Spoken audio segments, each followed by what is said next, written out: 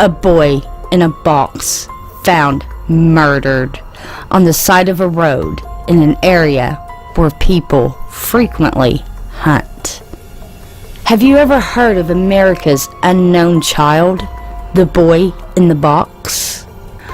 Welcome to Peculiar Occurrences. I am your host, Lilith Nova.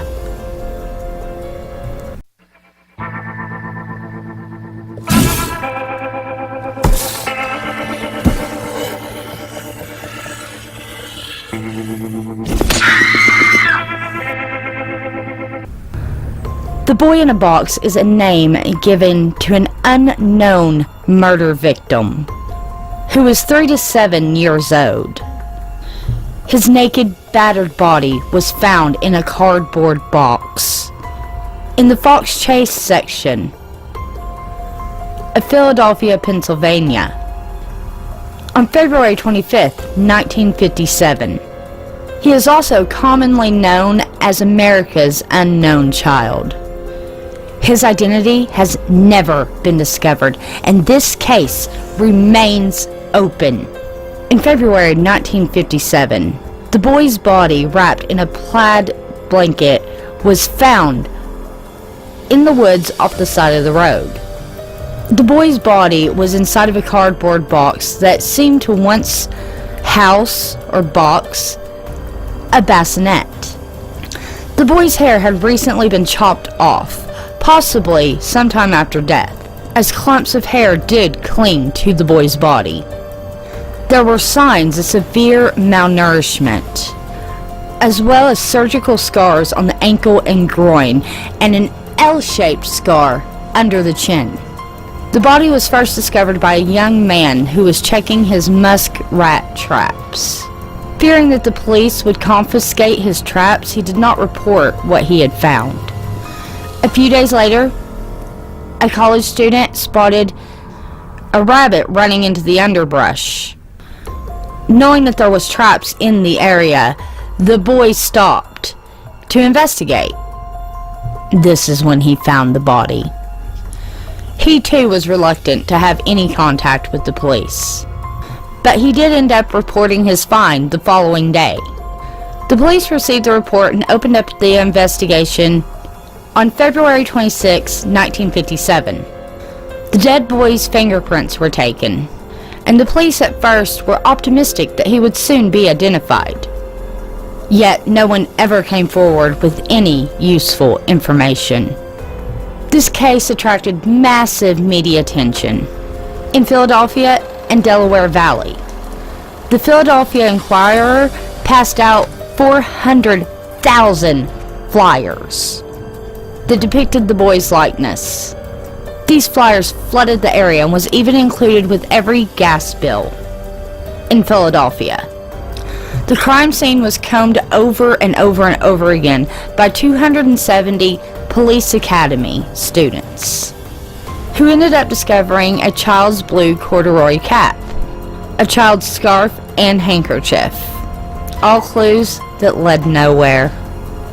The police even went as far as to distribute a post-mortem picture of the boy in a sitting position, fully dressed, trying to show people what he may have looked like when he was alive, in hopes that it may lead to a clue. Despite the massive publicity and attention this case got, even landing a spot on Unsolved Mysteries, this case still goes unsolved to this very day. On March 21st, 2016, the National Center of Missing and Exploited Children released a facial reconstruction picture of the boy and added him to their national database. The boy in the box was originally buried in Potter's Field, but in 1998 his body was exhumed to extract DNA from a tooth. He was reburied in Ivy Hill Cemetery in Cedar Brook, Philadelphia, which had donated a very large plot. The grave has a large headstone bearing the words, "America's Unknown Child." City residents even keep the grave decorated with flowers and stuffed animals. Now let's go through a few theories about this case. and learn quite a bit more. Many theories have gone through the police department. Most have been dismissed, though there are one or two that the police believe could be possible. First is, he was drowned. Bristow, a man that studied the case for the remainder of his life, originally thought the boy could have been drowned after falling into a lake, despite him having multiple head injuries. This was because the bottom of the boy's feet and one of his hands was wrinkled as if he had been in water for an extended period of time. Investigators were unable to tell if the boy had been submerged in water before or after death, but they were able to conclude that he had died from several blows to the head and not drowning, starved to death. In addition to finding evidence that the boy in the box had been underwater, they found that he had greatly suffered long before his death, with him being greatly malnourished. With the help of x-rays, doctors determined that he was between the ages of 3 to 7 years old, but weighed only 30 pounds. According to examiners, the boy in the box had the body of a 2-year-old, and the x-rays showed evidence of delayed growth. The child's body was covered in bruises, and his lips were dry and bloody. As well, his ribs were showing through his skin.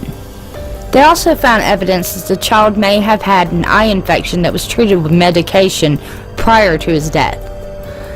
Due to the very cold weather at the time in Philadelphia, the medical examiner was unable to pinpoint the exact time of death, saying death could have happened days to weeks before he was discovered. They also found that there was clumps of hair stuck all over his body, as if his hair had been cut while in a bathtub. One of the major theories was the foster home theory. This theory concerns a foster home that was approximately 1.5 miles away from the site where the body was found. In 1960, Remington Bristow,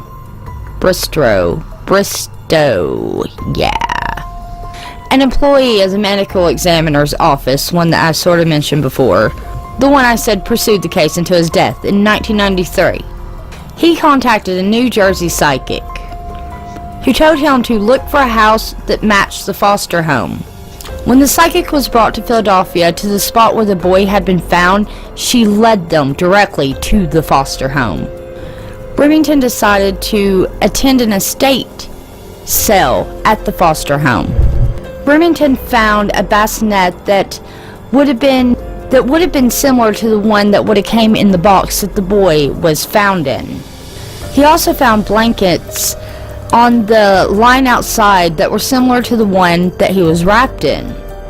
Remington believed that the boy could have been the son of the stepdaughter of the man who ran the foster home, and that they had disposed of the body so that the girl would not have been exposed as an unwed mother. He theorized that the boy's death may have been an accident too. Despite the circumstantial evidence, the police were unable to find a link between the boy in the box and the foster home.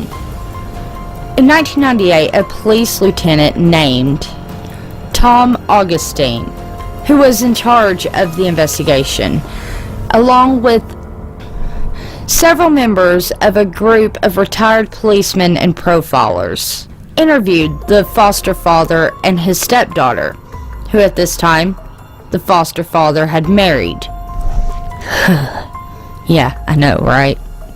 I'd be wanting to pin something on him too if I was this cop. That's sick. Just sick. The interview along with the DNA test showed that the stepdaughter was not the boy's mother and that the family in no way was involved with the murder. Next theory is that he could have been the son of a carnival worker. In 1961, Philadelphia investigators questioned Kenneth Dudley and his wife Irene Dudley to determine if the boy in the box had been one of the couple's 10 children. Mr. Dudley was a carnival worker, so the family constantly traveled up and down the East Coast as he looked for work. The The Dudleys came to the police's attention after one of their children passed away of malnutrition and neglect. Instead of buying their young child a cemetery plot, they just wrapped her in a blanket and placed her corpse in a wooded area in Virginia. Eventually, the authorities learned that 7 of the Dudleys' 10 children had died of malnutrition and neglect, and that none of them had received proper burials, causing Philadelphia investigators to think that the boy in the box could have been one of their sons, and I can see why. However, after questioning the Dudleys and investigating all their movements in 1957, the investigators determined that the boy in the box was not one of their children, though they were very neglectful parents. Now, our next theory, and the one thought that it could be the real thing that happened, is the woman known as Elm. Now, this theory was brought forward in February of 2002 by a woman identified as only the letter Elm, but the police believed that Elm's story was very plausible, but she could not be considered credible due to a history of mental illness.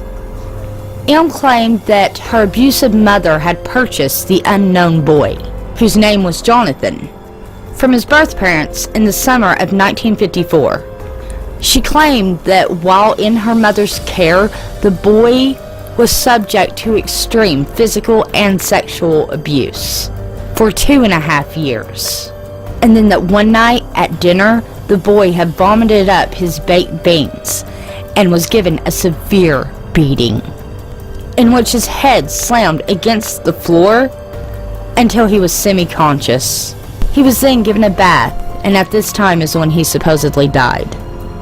These details matched information known only to police, as the coroner had found that his stomach did in fact contain baked beans, and his hands and feet again were wrinkled. Elm's mother then cut the boy's distinctive long hair, accounting for the boy's unprofessional haircut that was noted in their initial investigation.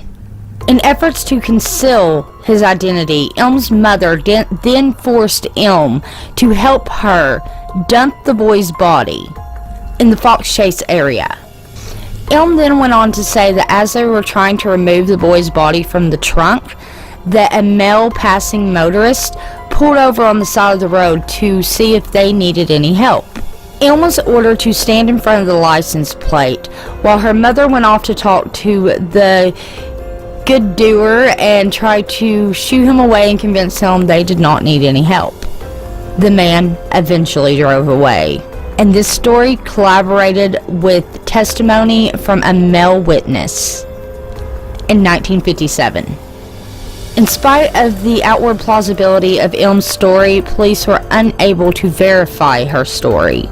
Neighbors who had access to Elm's house at the time denied there had ever been a young boy living there, and dismissed Elm's claims as ridiculous. What exactly happened to this young boy? We may never know, but the case itself is certainly peculiar. Now, what you think about this peculiar occurrence? Down in the comments below. Have you ever heard of the boy in the box? Do you believe any of the theories? Let me know. I really want to know. And if you want to see me do more content like this, give this video a thumbs up, subscribe to my channel, and hit that little bell button so you know when I upload. As well, while you're down there, check my description box for your peculiar occurrence merch. And until next time, keep your eyes peeled for all things peculiar.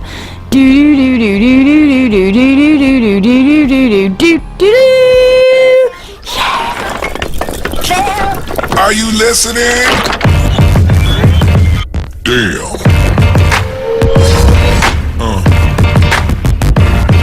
Yeah.